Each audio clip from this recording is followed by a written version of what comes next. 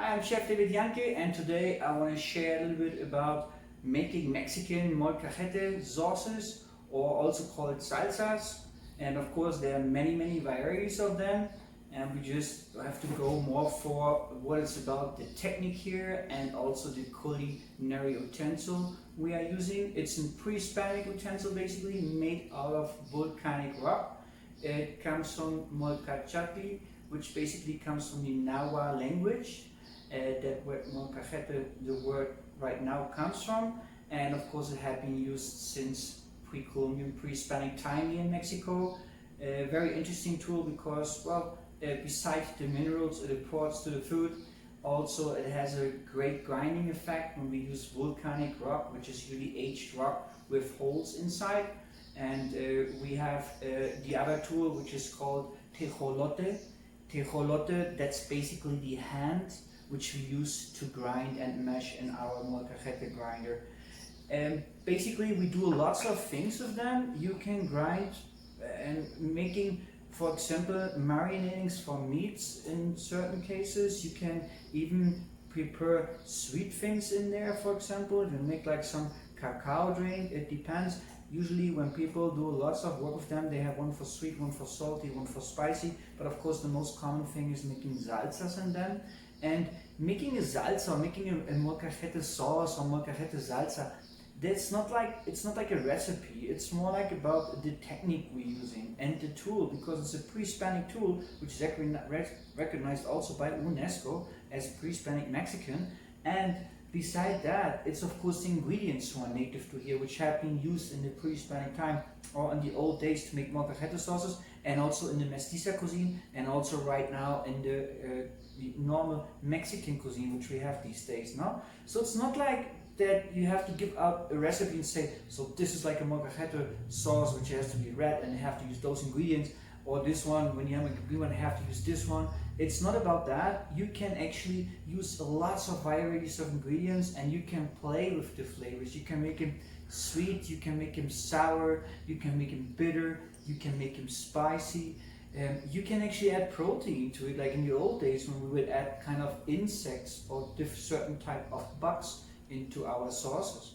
So if we go through all the ingredients, that's what makes our sauces. I can make a yellow sauce, I can make a red sauce, I can make a green sauce, I can combine them. Of course, you can make any kind of colors, because it depends on what ingredients we are choosing and we're using for them.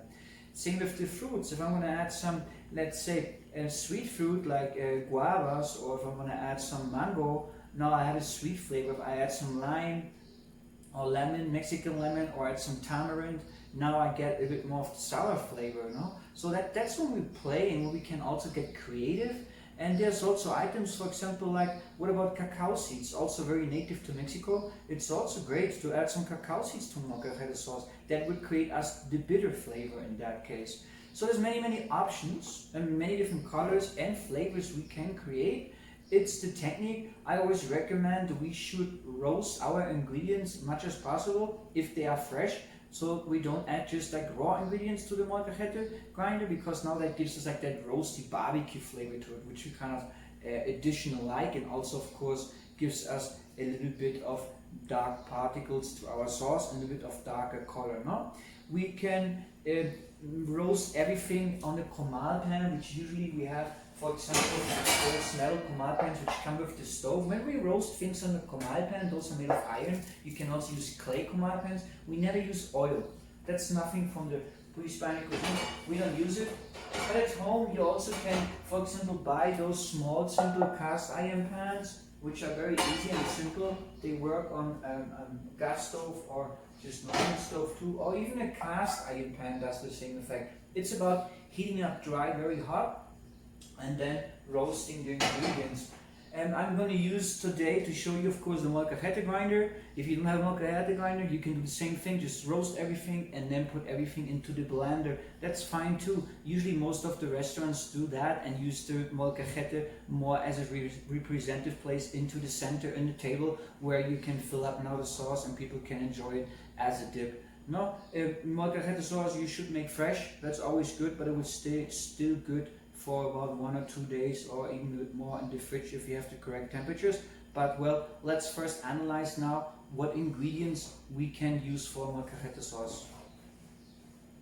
So first of all, what can we add on chilies? Of course, you can add dried chilies or fresh chilies. When we have fresh chilies, we should kind of take out the seeds out of all of them. It's the best way, into stock, and maybe the membranes and the veins. And then I would heat up a pan dry, and I put the chili on there, and I take that pan outside. Because if you roast them inside your house, it's gonna get very spicy. Everyone will just like sneeze around, and it's like a little bit funny, but it's not so, let's say, appreciated sometimes. So I would do that outside, but when they are fresh, I would recommend you can roast them, but we don't need to. That's just like an option you can do. You also can add them raw to your molcajete sauce. You can see there's many varieties. Smaller the chilies usually are, usually more heat we get to our sauces. Now, tomatillos or tomatoes. They're of course native here also to Mexico, and you can see we have many different varieties, and there's much more. The native tomatillos, that's why they call tomatillo, the E on the end, that refers to something small. Those larger ones created by the industry now, of course they're better because they're easier to transport and they stay longer, and also they're easier to peel, not so much work, but the smaller ones have more sour flavor, kind of nice. You also can see we have purple tomatillos. They actually turn green back when you boil them, and we have yellow tomatillos also, and those ones also, all of them, they are sour here, and they are nice for sour flavors. And those are varieties, for example, of some sweet tomatoes, wild tomatoes, Roman tomatoes, just classic European tomatoes, and just a variety of also other organic tomatoes we have here. So you can also play with sweet or sour when it's about the tomatoes or tomatillos. And when we come to herbs, very classic herbs, we use coriander. There's also a wild cilantro, it's called cilantro of the mountains, hard to get. That's the original cilantro of Mexico. This one is actually not native to here, but we use a lot now in the cuisine. And we have epazote. Epazote, of course, is very native to here, very strong flavor. And we have to be careful because it does have strong flavor when we add it to sauces. Great to take your parasites away, so sometimes it's good to use it too. We can use insects, for example. I have a few grasshoppers here, which are very classic, different varieties. They just dried and roasted. I have a few maguey worm here. You can also add them to the grinding. I have some chicatana ants, also very classic, they roasted. And tantalines, which is like a little larger bug, tastes almost like a dry shrimp. And we can add them too, so we have some protein. We can add some of onions, of course. There's different varieties of garlic and onions, red or green. If I make a red sauce, I would add red onion. For white sauce, you can, let's say, white onion, green sauce, you can add the green of it. Basically, we just had wild onion in Mexico, a small variety, which is hard to find these days. Fruits, we can use lots of fruits, and especially mangoes can be sour or sweet. Avocado fruits, there's different varieties of avocado, tamarind. This is choconostle from the prickly pear family. That's very sour, it's not tuna, but it's very sour flavor, great for molcajete sauces. Guavas or guayabas, and we can use lime, which gives us a nice acid juice and acid flavor, you know. And beside that, we also have, for example, chilies, of course, small chilies, Pekin, Japanese Pekin, chili de abo. We can use peanuts. Peanuts are native to here, gives us a different texture to the sauce. We can use cacao seeds, very classic, gives us a bit of flavor. Smoky chilies, that's called smoked jalapeno pepper, chipotle, dehydrated habanero pepper, chili bolita. I mean, there's other options, that's just like a few options of chilies. And well, like I said, those are like the basic ingredients here, which we can now make our molcajete sauces with. We can choose whatever you want. I will right now choose to make a red sauce, a green sauce, and a yellow sauce. So I will show you which ingredients I will use for each.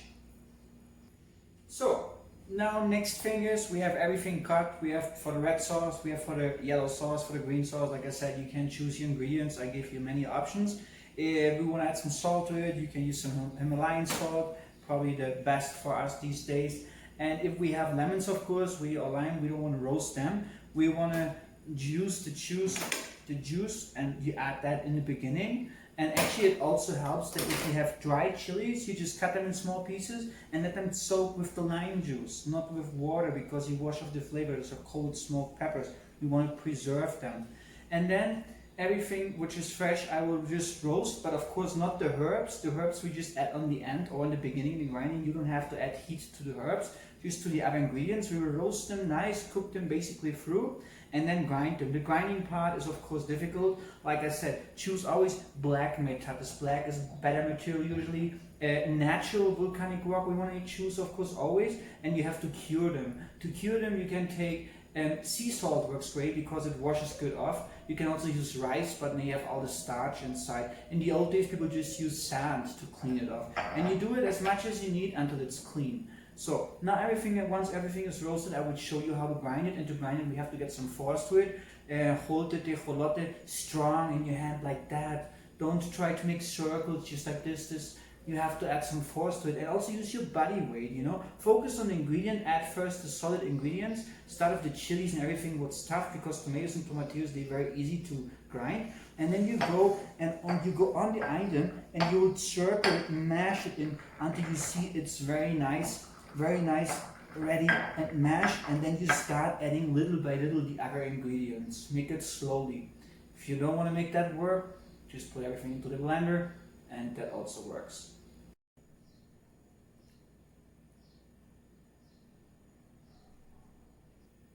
Thank you very much for watching my video today. I'm Chef David Jahnke.